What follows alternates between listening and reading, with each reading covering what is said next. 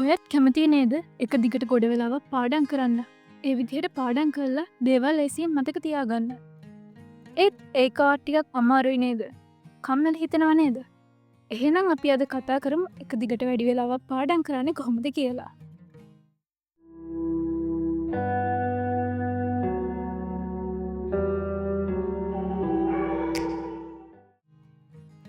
මුලින්ම අපි කරන්න ඕනේ පාඩම් කරන දේවල් කොටස් වලට කඩා ගන්න එක.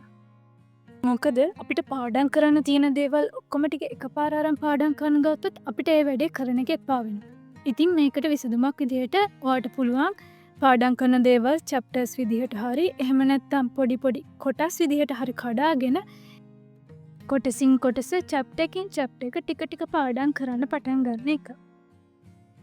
මේ විදිහට පාඩම් කරගෙන යනකොට ඔයා නොදැනුවත්වම ඔයා ලොකු එකකයක් කවර් කරගෙන අපිට ඊළඟට කරන්න පුළුවන් දේ තමයි විවිධත්වයකින් යුතුව අපි පාඩම් කරද්දී පාඩම් කරන්න ඕනේ. විවිධත්වයකින් පාඩම් කරන්න කියන එකෙන් අපි අදහස් කරන්නේ සාමාන්‍යයෙන් හැමෝටම අමාරු ගණන් විද්‍යාව වගේ විෂයන් දෙක එක දිගට පාඩම් කරන්නේ නැතුව ගණන් එක්ක චිත්‍ර හරි නැටුම් හරි වගේ සෞන්දර්ය විෂයක් එහෙම නැත්නම් විද්‍යාව එක්ක සෞන්දර්ය විෂයක් වගේ පාඩම් කරද්දී විද්‍යාව ඉවරනට පස්සේ ගණන් පටන් ගන්නවා වගේ එක ළඟ ඒ විෂයන් දෙක කරන්නේ නැතුව ඒ වගේ අමාරු විෂයක් එක්ක ඔයා ආස ඔයාට ලේසි විෂයක් පාඩම් කරන එක. අමාරු විෂයන් දෙක තුනම එක ළඟ පාඩම් කරොත් ඔයාට පාඩම් කරන්න දේ අමාරු වෙනවා. ඒ වගේම වැඩි වෙලාවක් පාඩම් කරන්නත් බෑ. ඒ නිසා ඔයාට වැඩි වෙලාවක් පාඩම් කරන්න ඕනේ නම් ඔයා කරන්න ඕනේ අමාරු විෂයක් එක්ක ඔයා ආස ඔයාට ලේසි විෂයක් තෝරගෙන ඒ දෙක පාඩම් කරන එක. මේ විදිහට පාඩම් කරනවා නම් ඔයා මුලින්ම කරන්න ඕනේ මේ කැටගරිස් 4 යටතේ ලිස්ට් හදාගන්න එක. ඔයා මුලින්ම හදන්න ඕනේ ඔයා ආස විෂයන් වලට ලිස්ට් එකක්. ඒ වගේම හදන්න ඕනේ ඔයාට ලේසි විෂයන් වලට ලිස්ට් එකක්. ඊළඟට ඔයා හදන්න ඕනේ ඔයාට අමාරු විෂයන් ටික දාලා ලිස්ට් එකක්. අන්තිම ලිස්ට් එක විදිහට ඔයා හදන්න ඕනේ ඔයා ආස නැති විෂයන්. ඒ කියන්නේ ඔයා එච්චර කැමති නැති විෂයන් දාලා ලිස්ට් එකක්. ඊට පස්සේ ඔයා කරන්න ඕනේ ඔයා ආස ඔයාට ලේසි විෂයන් වෙනමත් ඔයාට අමාරු ඔයා ආස නැති විෂයන් වෙනමත් ආයෙ ලිස්ට් කරගන්න එක. ඊට පස්සේ ඔයාට පුළුවන් මේ ලිස්ට් දෙක බලලා ඔයා ඒ දවසේ පාඩම් කරන්න ඕනේ මොනවද කියන එක ගැන අයිඩියා එකක් ගන්න. ඔයාට පුළුවන් ඔයා අකමැති ආස නැති ඔයාට අමාරු විෂයන් වලින් එකකුත් ඔයා ආස ඔයාට ලේසි විෂයන් වලින් එකකුත් අරගෙන ඔයාට අමාරු විෂය මුලින් පාඩම් කරලා ඊට පස්සේ බ්‍රේක් එකක් අරගෙන ඊට පස්සේ ඔයාට ලේසි විෂය පාඩම් කරන්න ගන්න. ඊළඟට ඔයා පාඩම් කරන තැනත් ඔයාට පාඩම් කරන දේවල් මතක තියාගන්න වගේම ඔයාට වැඩි වෙලාවක් පාඩම් කරන්න පුළුවන්ද බැරිද කියන දෙයට ගොඩක් බලපාන දෙයක්. මොකද අපි පාඩම් කරන දේ කොච්චර වුණත් අපේ ඔළුවට යනවද කියන එකට මේ පාඩම් කරන තැනේ පිහිටීම ගොඩක් වැදගත්. අපි පාඩම් කරන තැන අපිලිවෙලයි නම් නැත්තම් බොරු විචූරණ වැඩි නම් අපිට පාඩම් කරන දේ මතකේ රැඳෙන්නේ නැති වෙන්න ඉඩ තියෙනවා. ඒ හින්දා අපි පුළුවන් තරම් සරල පඩු අඩු පිළිවෙල තැනක් අපේ පාඩම් කරන තැන විදිහට හදාගන්න ඕනේ. ඒ වගේම ගොඩක් නිහඬ පරිසරයක් වෙනවා නම් ඒක තවත් හොඳයි. වැඩි වෙලාවක් පාඩම් කරන ආස ඔයාට ගොඩක් වැදගත් දෙයක් තමයි ඔයා පාඩම් කරන නෝට්ස් මැටීරියල්ස් වගේ දේවල් ගොඩක් පිළිවෙලට ලස්සනට තියෙන එක.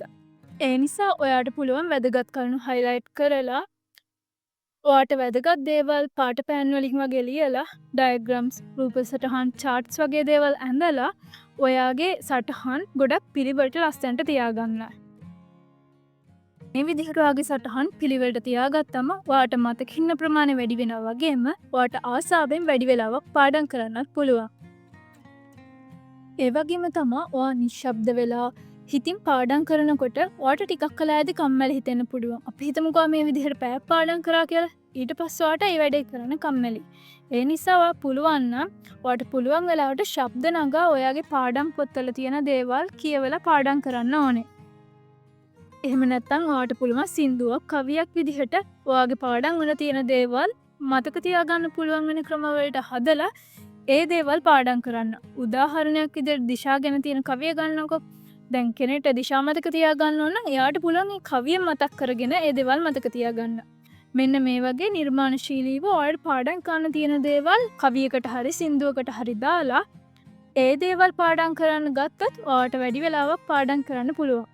අපි වැඩි වෙලාවක් පාඩම් කරනවා කිව්වට අපි සාමාන්‍යයෙන් පැය භාගයක් හරි පැයක් හරි පාඩම් කරලා විනාඩි 5ක 10ක බ්‍රේක් එකක් ගන්නවානේ. මේ විදිහට තමයි අපි පැය 5-6 පාඩම් කරන්නේ. ඒ කියන්නේ අපි හැමතිස්සෙම පැයක් පාඩම් කරනවා. විනාඩි 5ක 10ක බ්‍රේක් එකක් ගන්නවා. ආයි අපිට තියෙන ඊළඟ වැඩ ටික තව පැයක් පාඩම් කරනවා. විනාඩි 5ක 10ක බ්‍රේක් එකක් ගන්නවා. මේ විදිහේ චක්‍රාකාරව තමයි අපි පාඩම් කරන වැඩ කරන්නේ. එතකොට අපිට පුළුවන් නම් මේ බ්‍රේක් එකක් ගන්න වෙලාවට ස්ලෝ මියුසික් එකකට සවන් දෙන්න.